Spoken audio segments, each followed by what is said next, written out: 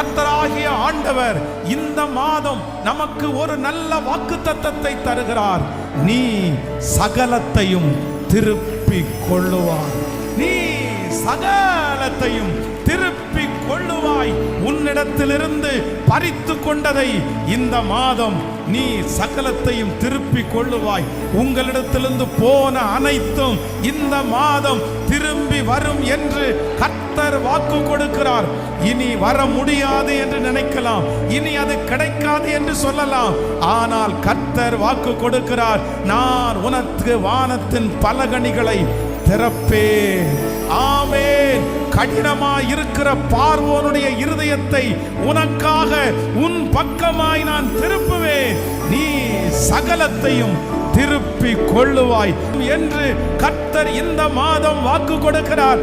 நம்புறவங்க கரங்களை தட்டி தேவனை மகிமைப்படுத்த